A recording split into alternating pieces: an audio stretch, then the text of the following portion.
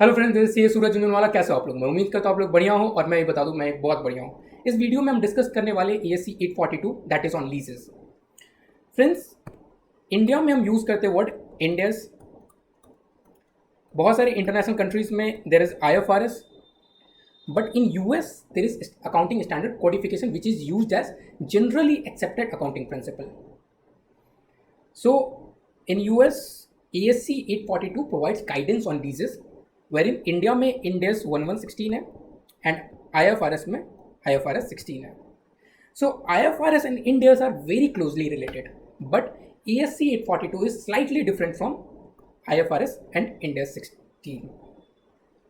In this video, I will give you a sufficient background about the ASC 842. Of course हम पूरा ASC को नहीं cover कर पाएंगे क्योंकि ये बहुत लेंदी होता है और बहुत ही डिटेल्ड है, but I try to give you 80 to 85% of information, ताकि आपका जो डेली लाइफ में जो भी अकाउंटिंग इश्यूज आते हैं, आपका अकाउंटिंग एस्पेक्ट्स होता है, recognition of ROU, lease liability, वो आप डील कर पाओगे, वो आप सॉल्व कर पाओगे, whether you are accountant or you are an auditor. And it will also provide you a base to further go deep dive into this particular ASCs. So let's begin this ASC.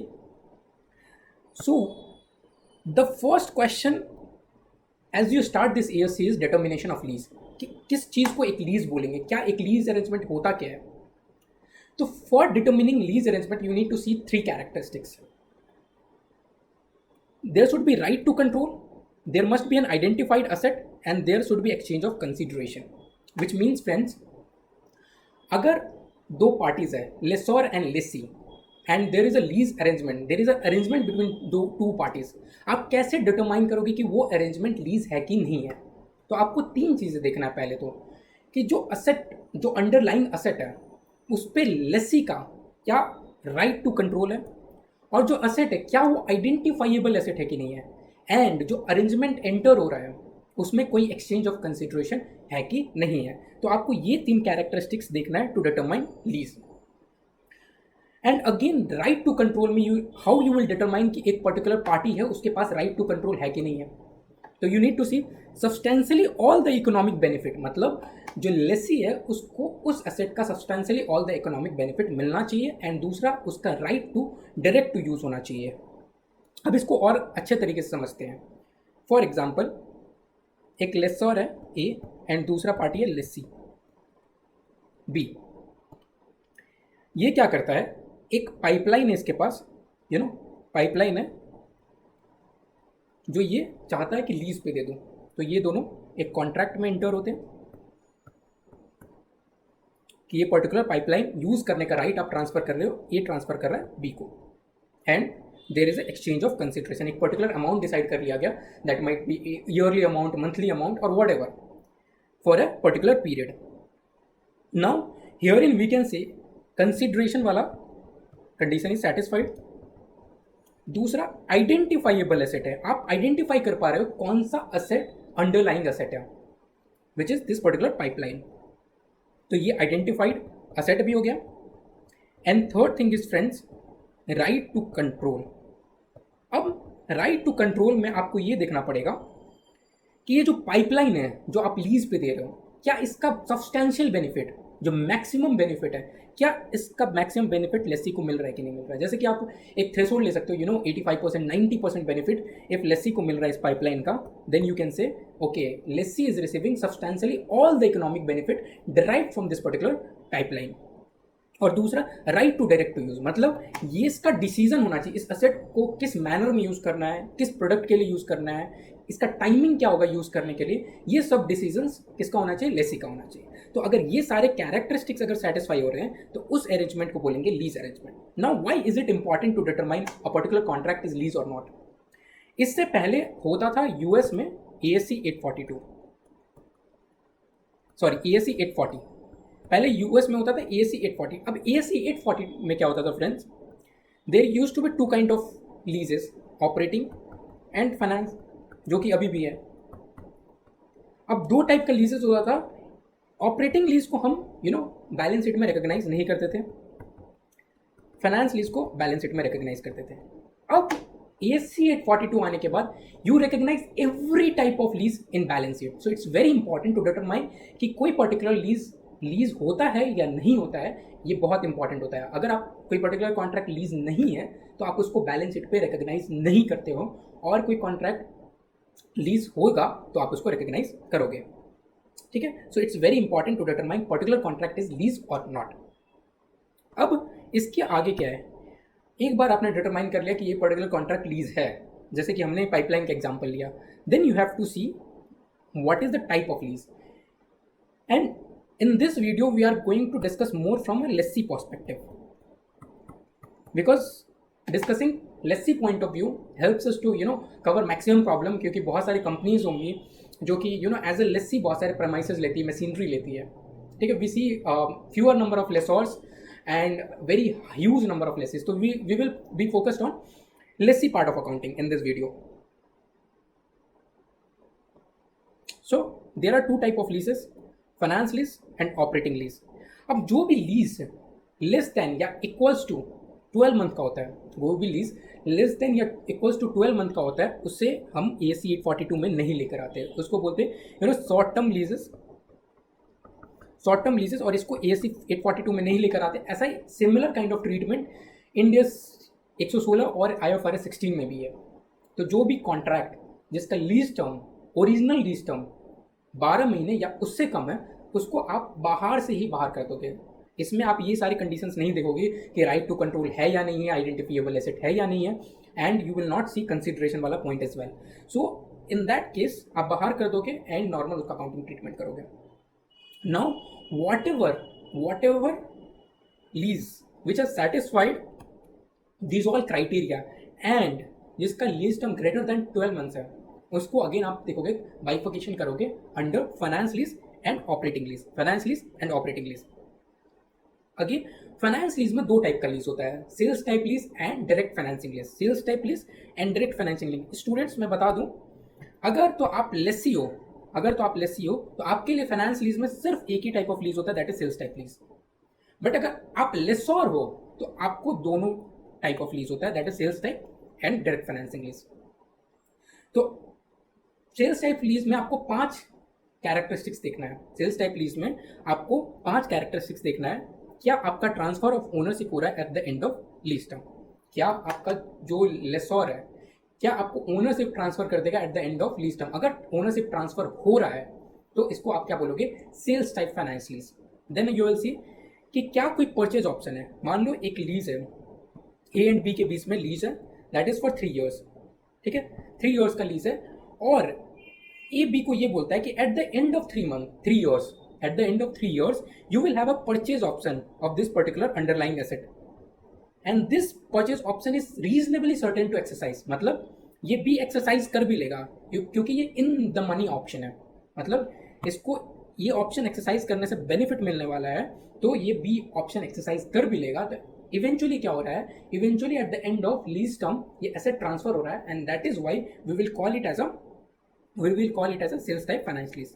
तीसरा characteristics आपको जो देखना है that is कि अगर आपका lease term is approximately equal to economic life of asset है। For example आप एक लैपटॉप का एग्जांपल लो, लैपटॉप का लीज है, लैपटॉप का जो लाइफ होता है, लाइफ अपन देखते हैं 3 to 4 years का लाइफ होता है, इकोनॉमिक लाइफ। एक नॉर्मल लैपटॉप का बात करें तो 3 से 4 साल का उसका इकोनॉमिक लाइफ होता है। अगर इसी लैपटॉप को अगर आप लीज पे दे देते हो 3 से 4 साल के लिए, तो आप कर क्या रहे हो, इफेक्टिवली जितना भी उसका इकोनॉमिक लाइफ था उतना ही का लीज टर्म भी हो गया, ऑलमोस्ट इक्वल है। तो in that case you will classify it as a sales type finance lease.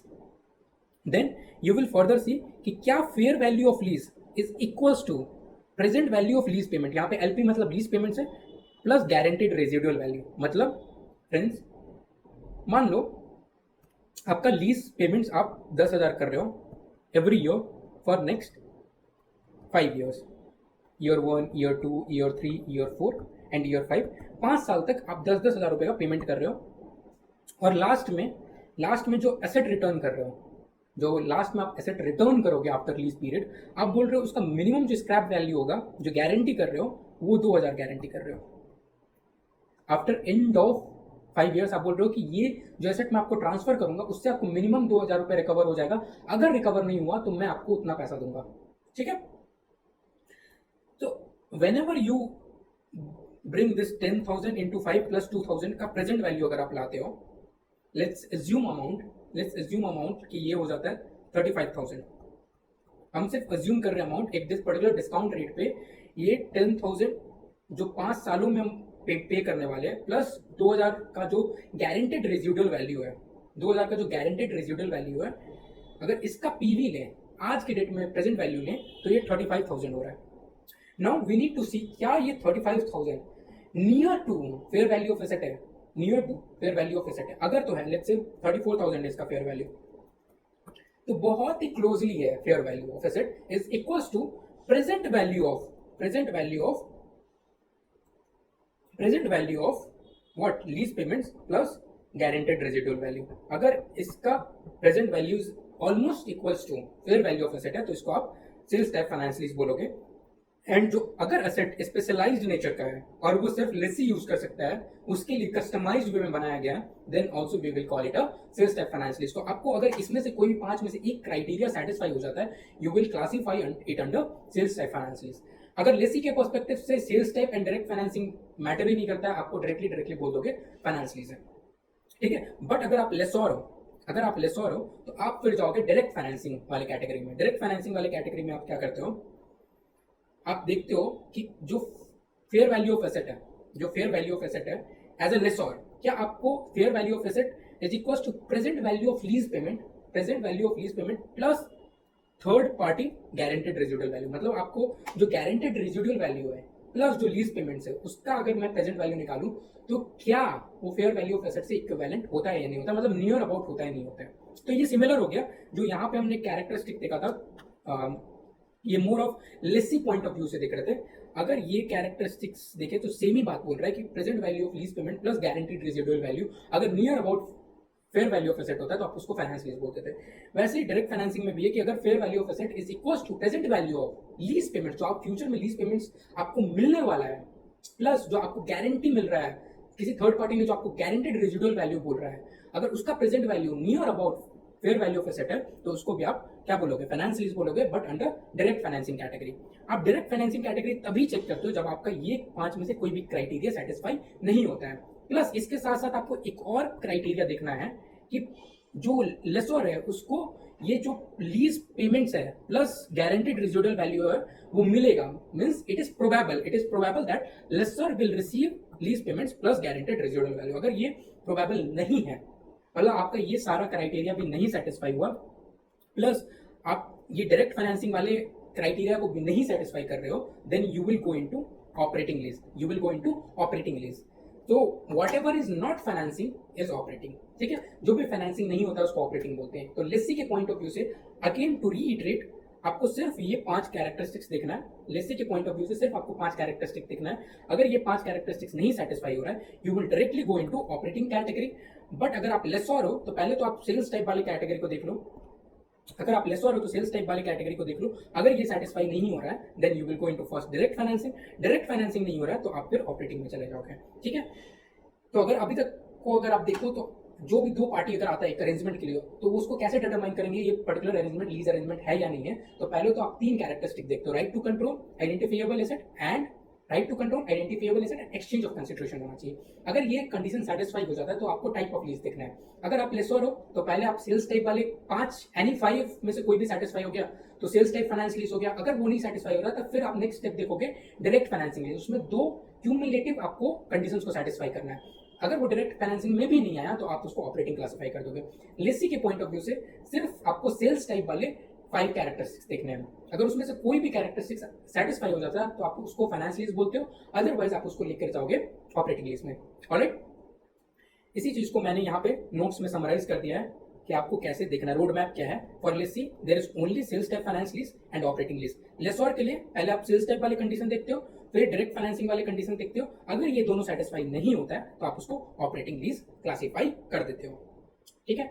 अब आता है, आपने ये भी डिटरमाइन कर लिया कि लीज अरेंजमेंट है और उसके बाद आपने टाइप्स भी बाइफरगेट कर लिए हैं, ठीक है। आपने टाइप्स भी बाइफरगेट कर लिए। अब मान लो आप लेसी हो, अब आपको करना है अकाउंटिंग। तो कैसे आप प्रेजेंटेशन कैसे करोगे, बैलेंस शीट में, इनकम स्टेटमेंट में, कैश फ्लो में कैसे प्रेजेंटेशन करोगे। तो there is again 2 type of leases, finance and operating lease. तो अगर फाइनेंस लीज है तो बैलेंस शीट में दो चीजें जाएंगी, right of use asset and lease liability. Right of use asset and lease liability. How you will determine right of use asset and lease liability? It will be equivalent to present value of lease payments. जो भी आप future में lease payments करने वाले उसका present value को आप right of use asset बोलते हो और लीज लाइबिलिटी बोलते हो. तो आप यूजुअली इक्विवेलेंट अमाउंट का राइट ऑफ यूज एसेट भी डिटरमाइन करते हो और इक्विवेलेंट अमाउंट का आप लीज लाइबिलिटी भी डिटरमाइन करते हो. कुछ केसेस में आपका ये दोनों अमाउंट डिफरेंट हो सकता है. Let's say if there is any advance payment, आपने डे वन पे कुछ पेमेंट कर दिया है तो वो लीज लाइबिलिटी में रिकॉग्नाइज नहीं होता है, बट उसका इक्विवेलेंट आप right of use asset recognise फिर भी करते हो. ऑपरेटिंग लीज में भी सेम अमाउंट होगा, right of use asset and lease liability का, which will be equivalent to present value of lease payments. ठीक है. अब इसको कैसे इनकम स्टेटमेंट में रिकॉग्नाइज करोगे, एक्सपेंसेस कैसे रिकॉग्नाइज करोगे? तो under finance lease there will be two type of expenses. One is amortization expense and another is interest expense. amortization and interest expense.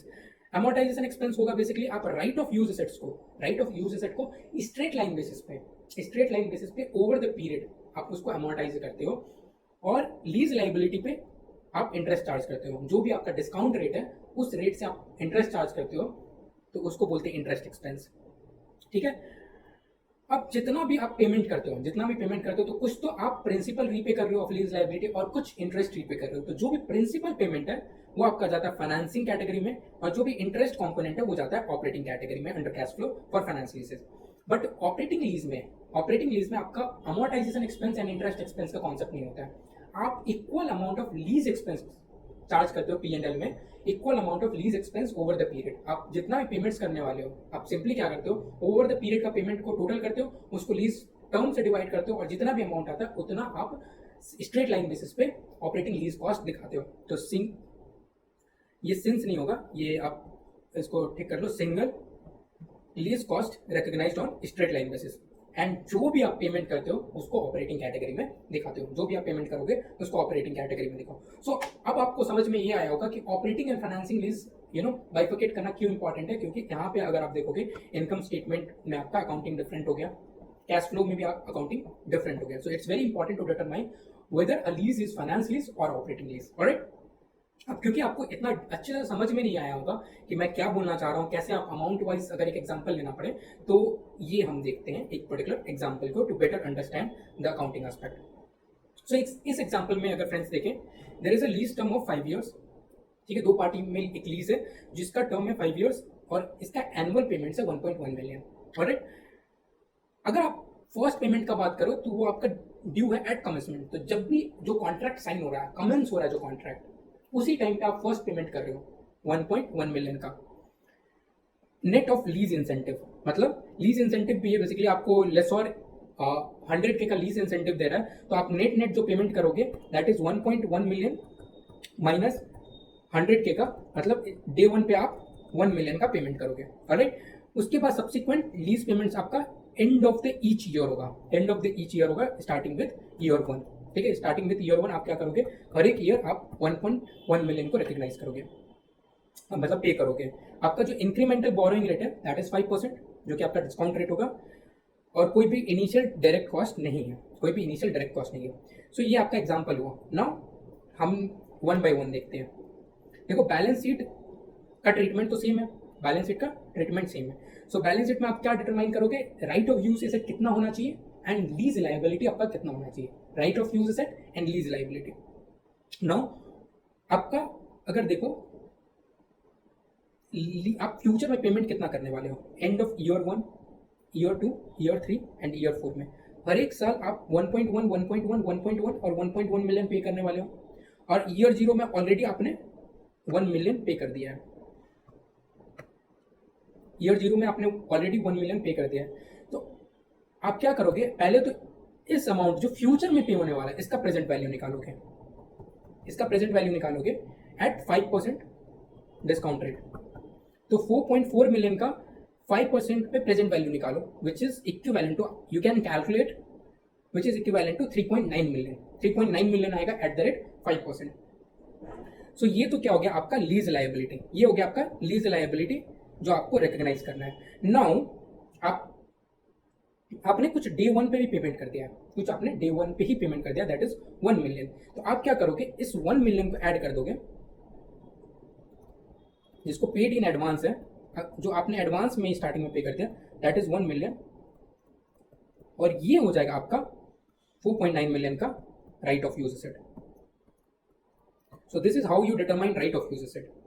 तो lease liability 3.9 million and payment at commencement 1 million का है, इस 1.1 million जिसमें आपको lease incentive में मिल गया 1 million का, वो आप रिड्यूस कर दोगे, नेट जो आप ROU रिकॉग्नाइज करोगे that will be 4.9 million.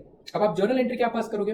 Journal entry to recognise आप 4.9 मिलियन का ROU रिकॉग्नाइज करोगे और 3.9 मिलियन का लीज लाइबिलिटी, एंड डिफरेंशियल आपने क्या करा है, स्टार्टिंग में ही कैश पे कर दिया है, डिफरेंशियल आपने स्टार्टिंग में ही कैश पे कर दिया। अब क्या हुआ, ये तो अकाउंटिंग क्या हो गया, अभी तक का accounting both operating and finance में, operating lease and finance lease में सेम चलेगा, recognition of lease liability and ROU। Now इसके बाद इनिशियल रिकग्निशन के बाद का जो कहानी है वो डिफरेंट हो जाता है, वो finance lease and operating lease में डिफरेंट हो जाता है, जो income statement and cash flow का ट्रीटमेंट है वो डिफरेंट हो जाता है। अब यहां से आपको चौकन्ना रहना है, यहां से you have to be diligent. अब पहले बात करते हैं फाइनेंस लीज में। सो यहां पे just to reiterate the fact, finance lease का जो ट्रीटमेंट है that is same treatment as Ind AS 1116 और फॉर दैट मैटर IFRS 16। उसमें जो ट्रीटमेंट है, आप इंडियस 116 चाहे IFRS 16 में there is only lease, there is no further bifurcation finance and operating lease from lessee perspective, right. तो उसमें जो ट्रीटमेंट लीज का दिया हुआ है वो फाइनेंस लीज जैसा ही ट्रीटमेंट है, जो यूएस गैप में फाइनेंस लीज जिसको आप बोलते हो उसका जो अकाउंटिंग ट्रीटमेंट है that is similar to Ind AS 1116 और फॉर दैट मैटर IFRS 16। तो अगर इसको देखें अपन, तो आप क्या करोगे, ईयर एंड पे आप क्या करोगे, अब जो 3.9 मिलियन का लाइबिलिटी रिकॉग्नाइज कर रहे थे, इस पे इंटरेस्ट आप मानते हो कि ये 3.9 मिलियन का मैंने एक लोन लिया हुआ है, अब 3.9 मिलियन का आपने लोन लिया हुआ है, तो इस पे आप चार्ज करोगे 5% इंटरेस्ट, जिसका इंटरेस्ट अमाउंट होता है 1.195K। और आप ईयर एंड पे आप कितना अमाउंट पे कर रहे हो, ईयर एंड पे आप अमाउंट पे कर रहे हो 1,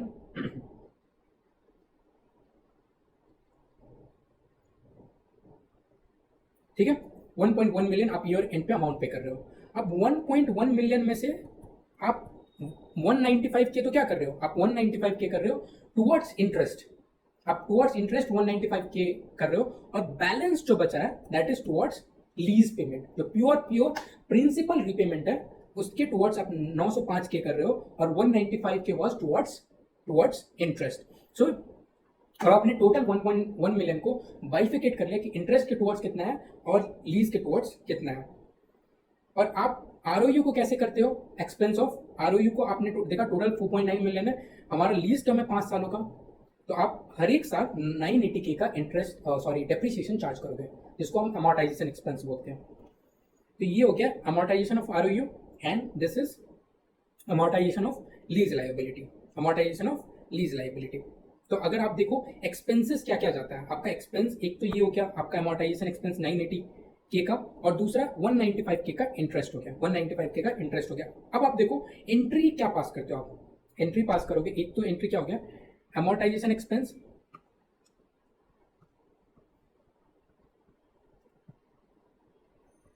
अगर आपको इंडियस 116 या IFRS 16 पता है तो ये फाइनेंस लीज आप बस उसी के जैसे अकाउंटिंग करोगे, आपको कोई भी डिफरेंस अकाउंटिंग ट्रीटमेंट नहीं करना है। अमोर्टाइजेशन एक्सपेंस 980,000 तो क्या करोगे एक्यूमुलेटेड अमोर्टाइजेशन, बेसिकली ये रिड्यूस होगा आपका ROU से, आपने ROU जो इनिशियली 4.9 मिलियन का रिकॉग्नाइज करा है वहीं से जाकर ये अमाउंट रिड्यूस हो जाएगा, ठीक है। एक तो ये एंट्री हो गया, दूसरा एंट्री आप क्या पास करोगे, दूसरा एंट्री आपका अमाउंट कितना कैश पे हो रहा है 1.1 मिलियन, ठीक है। आप इंटरेस्ट कितना का पे कर रहे हो 195K, एंड कितना लीज लाइबिलिटी को कितना से रिड्यूस करोगे दैट विल बी 905K। सो ये दो एंट्री आपको पास करना बुक्स में, ये दो एंट्री आपको बुक्स में पास करना है in a similar manner for year 2 भी हो जाएगा, ईयर 3 भी हो जाएगा, और एंड में जाकर लीज लाइबिलिटी भी 0 हो जाएगा और राइट ऑफ यूज एसेट भी 0 हो जाएगा। तो इस सिनेरियो में अगर आप देखोगे तो इफेक्टिवली क्या हो रहा है फ्रेंड्स, इफेक्टिवली अगर आप देखोगे तो आप इंटरेस्ट स्टार्टिंग के ईयर्स में आप ज़्यादा चार्ज करोगे, क्योंकि आप जैसे जैसे लीज का रीपेमेंट करते जाते हो लीज लाइबिलिटी डिक्रीज होते जाएगा, तो उस पर जो इंटरेस्ट चार्ज होगा वो भी डिक्रीज होते जाएगा। तो आपका स्टार्टिंग में एक्सपेंस ज़्यादा होता है और फ्यूचर ईयर्स में जाकर एक्सपेंस कम हो जाता है। इसको बोलते हैं फ्रंट लोडेड। Front loaded. तो जो फाइनेंस लीज है वो फ्रंट लोडेड होता है। फाइनेंस लीज का ट्रीटमेंट कि फ्रंट लोडेड एक्सपेंस होता है, स्टार्टिंग में एक्सपेंस ज़्यादा होगा और जैसे जैसे आपका टर्म आगे बढ़ते जाएगा उसमें एक्सपेंस कम होते जाएगा, एक्सपेंस कम होते जाएगा।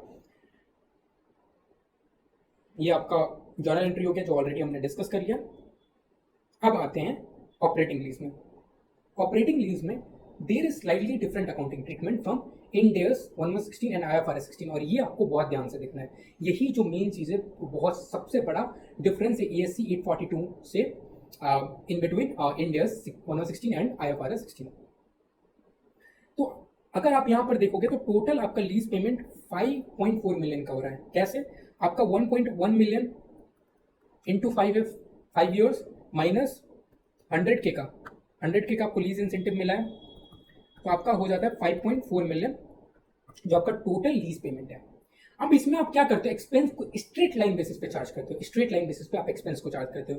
तो आप सिंपली क्या करोगे, आप इसको डिवाइड कर दोगे 5 ईयर से, तो आपका जो हर एक year, every year the expense which should be charge in profit and loss account is 1.08 million, 1.08 million. Alright, अब इसमें होता क्या है, आप क्या करते हो, टोटल एक्सपेंस पहले लेते हो, दैट इज 1.08 मिलियन। ठीक है, इसमें से अगेन आप इंटरेस्ट कंपोनेंट को रिड्यूस कर दोगे। टोटल इंटरेस्ट कंपोनेंट कितना है, वो जैसे आप निकालते थे 4.9 मिलियन पे 5%, वैसे ही आप निकालोगे, इंटरेस्ट कंपोनेंट को रिड्यूस कर दोगे और बैलेंस जो बचेगा उसको अमोर्टाइज करोगे फ्रॉम ROU। तो जैसे अपन पहले ROU को 4.9 मिलियन डिवाइडेड बाई 5 कर दिए थे इन फाइनेंस लीज, वैसे नहीं करेंगे। यहाँ पे ROU का अमोर्टाइजेशन का अमाउंट हम डिराइव कर रहे हैं। पहले क्या कर रहे हैं, पहले हम टोटल एक्सपेंस निकाल रहे हैं। क्या आप टोटल लीज पेमेंट कितना करने वाले, 5.4 मिलियन, उसको डिवाइड कर दो 5 से, तो कितना आ रहा है 1.08 मिलियन का, 1.08 मिलियन का हर एक ईयर का एक्सपेंस होना चाहिए। अगर अपन 1.08 मिलियन हर एक साल एक्सपेंस चार्ज करते तो ओवर द पीरियड आपका payment of lease and expense charge would be equal. ठीक है, तो आपने ये निकाला। अब इसमें से पहले तो आप ये क्या करते हो, आप एक जो इंटरेस्ट कंपोनेंट है उसको साइड कर देते हो कि आपका टोटल कितना खर्चा है 1.08 मिलियन, इसमें इंटरेस्ट से रिलेटेड वाला खर्चा 195K है, तो बैलेंस जो अमोर्टाइजेशन ऑफ ROU है दैट इज 885K। ऑलराइट, अब इसका जर्नल एंट्री देखा जाए, तो ईयर 2 के लिए जो आप ईयर 1 के एंड में जो रीपेमेंट कर रहे हो उससे रिलेटेड अगर आप देखोगे, ईयर 1 वाला भी हम देखेंगे, कमेंसमेंट वाला, बट ईयर 2 वाले जो ब्रैकेट में वो देख रहे हैं, आपने क्या करा, आपने कैश पे करा 1.1 मिलियन। ठीक है, आपने कैश पे करा 1.1 मिलियन। नाउ आपने एक्यूमुलेटेड अमोर्टाइजेशन लिया है 885K का, एक्यूमुलेटेड अमोर्टाइजेशन 885K का लिया है, और 1.08 मिलियन का, 1.08 मिलियन का lease expenses straight line basis में आपने डिटरमाइन कर लिया। And 905K is reduction from lease liability.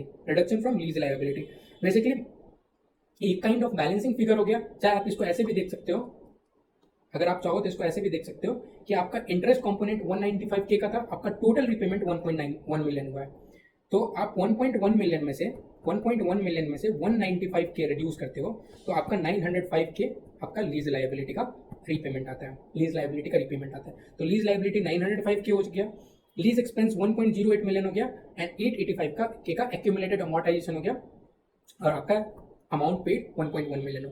सो अगर आप इसमें इफेक्टिवली देखोगे तो जो अमाउंट जो चेंज हो रहा है दैट इज 885K का एक्यूमुलेटेड अमोर्टाइजेशन, 885K का एक्यूमुलेटेड अमोर्टाइजेशन वाला एक्सपेंस चेंज हो रहा है। अगर आप पहले देखो तो आप जो अमोर्टाइजेशन एक्सपेंस होता था प्रीवियस एग्जांपल में वो 980K का था, और इस केस में 885K का है, जो कि हर एक साल चेंज होगा। आप पहले क्या करते थे, हम ROU को over the period straight line basis पे अमोर्टाइज करते थे। इसमें कॉन्सेप्ट ये है कि आप पूरा total expense over the period same रखोगे, आप total expense over the period same रखोगे। सो इफेक्टिवली अगर मैं थोड़ा ग्राफिकल वे में प्रेजेंट करना चाहूँ तो फाइनेंस लीज में दो टाइप का कॉस्ट है, you know,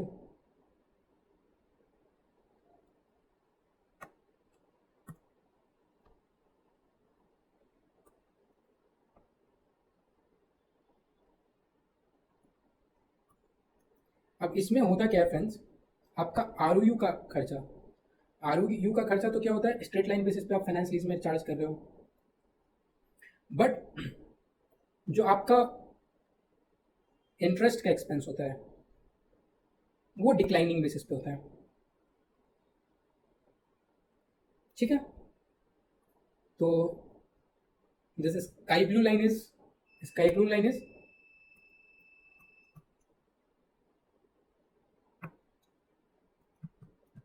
interest and this is ROU, interest and ROU. Now operating lease का अगर बात करें, ऑपरेटिंग लीज में क्या होता है फ्रेंड्स,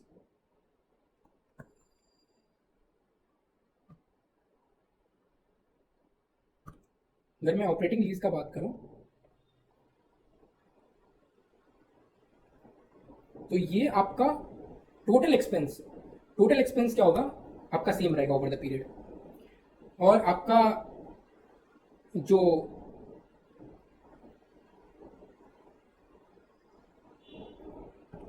इंटरेस्ट का एक्सपेंस है वो क्या होगा, आपका ओवर द पीरियड डिक्लाइन होता है, है ना।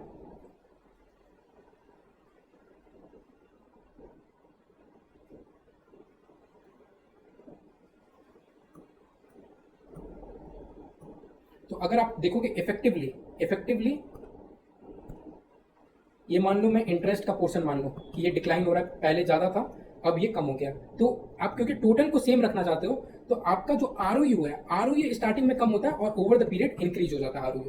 ROU स्टार्टिंग में कम होता है but over the period increase हो जाता है। सो this is how graphically it will look like कि आपका इंटरेस्ट तो फाइनेंस लीज में आपका फ्रंट लोडेड एक्सपेंस है, यहाँ पे ज़्यादा यहाँ पे कम। ऑपरेटिंग लीज में टोटल एक्सपेंस सेम रहता है बट यहाँ पे क्या होता है, ROU स्टार्टिंग में कम अमोर्टाइज करते हो, बाद में जाके ज़्यादा अमोर्टाइज करते हो, बट ओवर द पीरियड आपका total ROU amortisation in this case and this case दोनों में सेम ही होगा, तभी आप ROU को 0 पर लेकर आ पाओगे। नाउ ईयर 1 में क्या करते हो, ईयर वन में जितना भी आपका लीज एक्सपेंस है, क्योंकि आप डे वन पे जब डे वन का आप कर रहे हो, डे वन पे जब आप अकाउंटिंग कर रहे हो तो आपका जो फर्स्ट ईयर का जितना भी आपका अमाउंट ऑफ लीज एक्सपेंस बन रहा है वो स्ट्रेट फॉरवर्ड आप अमोर्टाइज कर दोगे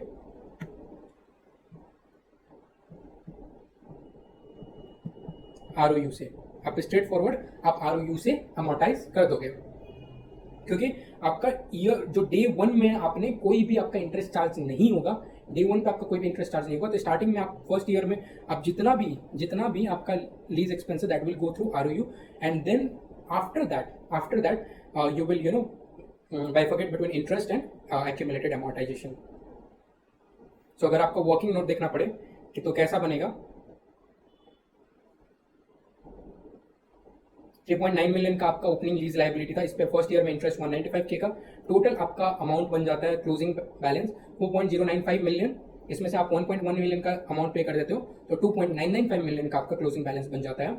एंड सो इसमें अगर आप देखो तो 1.1 मिलियन में से अगर आप 195K रिड्यूस कर देते हो तो amount paid towards lease is 905K, और यही 905K आप ले जाते हो यहाँ पर। सिमिलर मैनर में आप डिटरमाइन करते हो 950, 250, 980K एंड देन 1046। सो ये आप ऐसे करके लीज लाइबिलिटी का अमाउंट कैसे अमोर्टाइज करना है ये डिटरमाइन करते हो। सो ये अमाउंट सेम होगा equivalent to finance lease, alright. Cash paid भी आपका सेम ही हो जाता है, अमाउंट जो चेंज होता है that is between lease expense and accumulated amortisation. Lease expense क्योंकि आपने स्ट्रेट लाइन बेसिस पे कर दिया तो आपका जो उसका जो इम्पैक्ट होता है वो चला जाता है एक्यूमुलेटेड अमोर्टाइजेशन पे, ठीक है। सो ये हमारा अकाउंटिंग हो गया ऑपरेटिंग लीज का। Now we will go into पहले लीज टर्म देख लेते हैं। लीज टर्म कैसे डिटरमाइन करते हो, आपने बोला 5 साल का लीज है तो ये कैसे डिटरमाइन होगा, तो in that you first need to see जो भी आपका नॉन कैंसिलेबल पीरियड है, जिसको हम प्यार से लॉकिंग पीरियड भी बुलाते हैं, तो जो भी नॉन कैंसिलेबल पीरियड है एक तो वो चला जाएगा, उसके साथ साथ जो भी रीन्यूअल ऑप्शन है, और वो रीन्यूअल ऑप्शन अगर रीजनेबली सर्टेन टू एक्सरसाइज है, मान लो 3 महीने का रिन्यूअल ऑप्शन है, 3 साल का रिन्यूअल ऑप्शन है, 1 साल का रिन्यूअल ऑप्शन है, एंड जो पार्टी है जिसके पास ऑप्शन है वो रीजनेबली सर्टेन है कि वो एक्सरसाइज हो जाएगा, ठीक है। और कोई ऐसा पीरियड है जो एट द ऑप्शन टर्मिनेट करा जा सकता है, एट द ऑप्शन टर्मिनेट करा जा सकता है, और वो रीजनेबली सर्टेन है कि एक्सरसाइज नहीं होगा। तो कोई termination option reasonably certain that exercise नहीं होगा, and renewal option that is reasonably certain to be exercised. तो renewal option period for renewals of lease is reasonably certain of exercising. तो ऐसा कोई पीरियड है, you will add in that in non cancellable period covered by termination option if lessee is reasonable certain of not exercising. ठीक है, तो ये लेसी के point of view से देखना है। तो ये 2 पॉइंट आपको लेसी के पॉइंट ऑफ व्यू से देखना है। अब लेसर के पॉइंट ऑफ व्यू से क्या देखना है, periods from an option to extend और not to terminate which is controlled by lessor. मान लो आपको 5 साल का लीज पीरियड दिया गया, 5 साल का लीज पीरियड दिया गया और बोला गया कि 1 साल और एक्सटेंड करा जा सकता है, 1 साल और एक्सटेंड किया जा सकता है, बट इसका डिसीजन सिर्फ लेसोर ले सकता है, लेसोर ले सकता है। तो ये लेसी के लिए क्या है, लेसी के लिए इसका डिसीजन मेकिंग पावर नहीं है, इसका डिसीजन मेकिंग पावर नहीं है, तो ये नहीं देख सकता है कि रीजनेबली सर्टेन टू एक्सरसाइज है या नहीं है ना, लेसी नहीं देख सकता है। तो जो भी पीरियड कंट्रोल्ड बाय लेसोर है आप उसको तो ऐड कर दोगे, इसमें आप रीजनेबली सर्टेन नहीं देखोगे। बट कोई भी पीरियड लेसी के कंट्रोल में है, लेसी के कंट्रोल में, तो आप उसमें रीजनेबली सर्टेन टू एक्सरसाइज वाला केस देखोगे, है ना। डिस्काउंट रेट आप कौन सा लोगे, पहले तो आपको इम्प्लीसिट रेट दिखना है, अगर इम्प्लीसिट रेट नहीं है तो इंक्रीमेंटल बोरोइंग रेट लेना है, इंक्रीमेंटल बोरोइंग रेट लेना है। ये सिमिलर टू इंडेस एंड IFRS है। एक डिफरेंस इसमें आता है, जब आप इंक्रीमेंटल बोरिंग रेट देखते हो, इंक्रीमेंटल बोरिंग रेट देखते हो, तो आप इन डेज में ROU के पर्सपेक्टिव से देखते हो कि अगर ROU वैसा अंडरलाइंग एसेट के लिए लोन लिया जाए तो जो रेट लगेगा। बट इसमें ASC में आपको देखना पड़ता है लीज लाइबिलिटी के, लीज पेमेंट्स के पर्सपेक्टिव से, कि अगर मुझे उतना लीज पेमेंट करना पड़े तो आपको कितना लोन लेना पड़ेगा in similar economic characteristics conditions, तो आपको जो भी इंटरेस्ट रेट मिलेगा वो आप लेते हो एज एन इंक्रीमेंटल बोरिंग। तो बहुत बड़ा डिफरेंस नहीं है, बट मैं आपको बता दिया कि किस ROU एंड लीज पेमेंट का बेसिक डिफरेंस है। एंड कोई भी concept of low value asset नहीं होता है अंडर US गैप। अगर आप IFRS या इंडियस पढ़े हो तो उसमें लो वैल्यू एसेट का कॉन्सेप्ट होता है। बेसिकली हम $5,000 से बिलो वाले जो एसेट है वो लीज का कंडीशन सेटिस्फाई करे भी तो हम उसमें मटीरियलिटी का कॉन्सेप्ट देखकर हम इतना झंझट नहीं करते, उसको बाहर से बाहर ही कर देते हैं और नॉर्मल एक्सपेंस को रिकग्नाइज कर देते हैं। ऑलराइट, अब इसमें आता है बहुत डिटेल्ड वे में हम लीज मॉडिफिकेशन को यहाँ पे नहीं डिस्कस करने वाले हैं, बट गैप डिफरेंस देख लेते हैं। अगर किसी ने इंडियस या IFRS पढ़ा हुआ है तो उनके लिए ये पता चल जाएगा कि इंडियस या IFRS से लीज मॉडिफिकेशन में लेसी पर्सपेक्टिव से क्या डिफरेंस है। तो ये हो गया IFRS वाला सेक्शन, चाहे इंडियस आप बोल लो, और ये हो गया इंडियस US गैप का सेक्शन।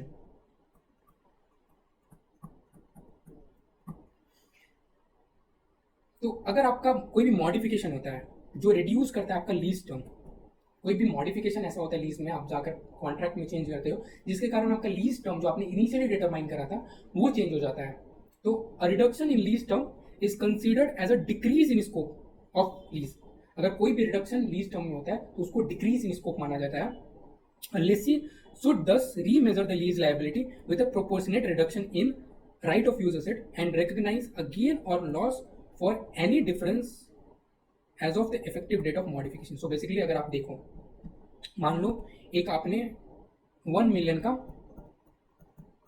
लीज लाइबिलिटी डिटरमाइन किया हुआ था फॉर 5 years, ठीक है, और इसके इक्विवेलेंट जो आपका ROU आ रहा है, इसका इक्विवेलेंट जो ROU आ रहा है that is let's say 800K, ठीक है, 800K का आपने ROU डिटरमाइन करा हुआ है। अब ये पीरियड मान लो चेंज हो गया 4 years का, 4 years का चेंज हो गया, और आप देख रहे हो आप जो लीज लाइबिलिटी बुक्स में रिकग्नाइज होना चाहिए, present value of future payments जो आ रहा है वो मान लो आ रहा है 750K, ठीक है, 750K आ रहा है। तो आपका जो रिडक्शन हो रहा है, रिडक्शन कितना से हो रहा है, रिडक्शन आपका हो रहा है, आप देखोगे 250K divided by 1 million, that is 25%। तो आप ROU को भी 25% से रिड्यूस कर दो, लेस 25%, तो आपका ROU आ जाएगा 600K, ठीक है। सो आपका अकाउंटिंग एंट्री क्या होगा इन IFRS और Indians, lease liability debit, lease liability आप डेबिट करोगे कितना से, 250K से, ROU को क्रेडिट कर दोगे 200K से, और जो डिफरेंस होगा वो आपका गेन हो गया, डिफरेंस 50K गेन हो गया। ये तो आपका इंडियस या IFRS में ट्रीटमेंट हो गया। बट US गैप में क्या बोलता है, US गैप में a reduction is lease term is not considered a decrease in scope, इसको डिक्रीज इन स्कोप नहीं माना जाता है. A lessee should thus remeasure the lease liability with a corresponding reduction is ROU but not recognize any gain or loss. So basically क्या बोल रहे हैं, ये जो 250K का आपने जो रीमेजर करके लीज लाइबिलिटी रिड्यूस करा है उसको सीधा सीधा आप इक्विवेलेंट रिडक्शन कर दो ROU से 250K. आपको कोई भी गेन और लॉस रिकग्नाइज नहीं करना है अंडर यूएस का. सो ये लीज मॉडिफिकेशन में आपका डिफरेंस था. सो ओवरऑल आपका ये ESC हमने कवर कर लिया from lessee perspective. And if you know understand this much then आप 80 to 85% ऑफ प्रॉब्लम्स को सॉल्व कर पाओगे. अगर मैं रिकैप दूं तो ESC 842 में हमने पहले देखा कि लीज अरेंजमेंट कैसे डिटरमाइन करते हैं, राइट टू कंट्रोल देखा, आइडेंटिफाइबल एसेट देखा और एक्सचेंज ऑफ कंसिडरेशन देखा. अगर एक बार हम लीज बोलते हैं तो उसको again finance and operating lease में क्लासीफाई करते हैं. इसका कारण ये है कि हमारा अकाउंटिंग डिफरेंट हो जाता है फाइनेंस एंड ऑपरेटिंग लीज में. फाइनेंस एंड ऑपरेटिंग लीज में अकाउंटिंग डिफरेंट हो जाता है. इनिशियल रिकग्निशन दोनों का सेम है बट सब्सिक्वेंटली हमें देखना पड़ता है. सब्सिक्वेंटली इनकम स्टेटमेंट में आपका finance lease is a front load expense recognise करता है एंड ऑपरेटिंग लीज में आप स्ट्रेट लाइन बेसिस पर डिटरमाइन करते हो. एंड फाइनेंस लीज में आपका कैश फ्लो का भी ट्रीटमेंट डिफरेंट होता है. आप जो भी प्रिंसिपल रिपेमेंट है उसको आप फाइनेंसिंग एक्टिविटी में दिखाते हो और जो भी इंटरेस्ट रिपेमेंट है उसको आप दिखाते हो ऑपरेटिंग एक्टिविटी में. बट अंडर ऑपरेटिंग लीजेस जितना भी आपका टोटल पेमेंट होता है, जितना भी पेमेंट होता है आप कहाँ पर दिखाओगे? Under operating activities. Alright, so ये हो गया. उसके बाद हमने एक एग्जांपल देखा जिसमें अकाउंटिंग का डिफरेंस देख लिया एंड अल्टीमेटली हमने ये देख लिया कि लीज टर्म क्या होता है. लीज टर्म में हम देखेंगे अगर लेसी के कोई भी कंट्रोल में टर्म आता है तो उसमें ये देखना पड़ेगा क्या lessee reasonably certain to exercise है, क्या उसके लिए ऑप्शन इन द मनी है. और लेसर के कंट्रोल में कोई भी पीरियड आता है तो उसको हम ऐड या रिड्यूस ऐसे ही कर लेंगे क्योंकि उसमें हम रीजनेबली सर्टेन नहीं देख सकते हैं. उसके बाद डिस्काउंट रेट के लिए हमने पहले देखा इम्प्लिसिट रेट ऑफ रिटर्न, अगर वो अवेलेबल नहीं है तो IBR ले लेंगे. इसमें हमने देखा कि यूएस गैप और IFRS में जो डिफरेंस है, US GAAP is based on lease payments whereas IFRS और Ind AS is based on right of use asset. There is no concept of right low value asset under US GAAP. And फिर lease modification में हमने ये देखा कि अगर आप कोई भी लीज टर्म रिड्यूस हो रहा है तो IFRS में आप रिडक्शन इन स्कोप बोलते हो बट यूएस गैप में रिडक्शन इन स्कोप नहीं होता. आप इक्विवेलेंट अमाउंट से पहले तो रीमेजर करोगे लीज लाइबिलिटी को, देखोगे अब जो बचा हुआ पेमेंट है उसको डिस्काउंट करके लाते हैं तो कितना अमाउंट आता है और ऑलरेडी जो रिकग्नाइज अमाउंट है वो कितना है, दोनों का डिफरेंस देखोगे. जो दोनों का डिफरेंस आता है उतना से लीज लाइबिलिटी को रिड्यूस करोगे और इक्विवेलेंट ट्रीटमेंट आप दे दोगे ROU में. बट IFRS या Ind AS में क्या करते हो, आप पहले लीज लाइबिलिटी का रिडक्शन अमाउंट डिटरमाइन करते हो, उसका परसेंटेज देखते हो कितना परसेंट से लीज लाइबिलिटी रिड्यूस करा, उतने परसेंट से पहले ROU को रिड्यूस करते हो और जो बैलेंसिंग फिगर होता है उसको गेन या लॉस रिकग्नाइज करते हो. आई होप आपको ये वीडियो समझ में आया हो. अगर समझ में आया हो तो please give it a big fat thumbs up. Thank you so much. Bye bye, take care. मिलते हैं नेक्स्ट वीडियो में.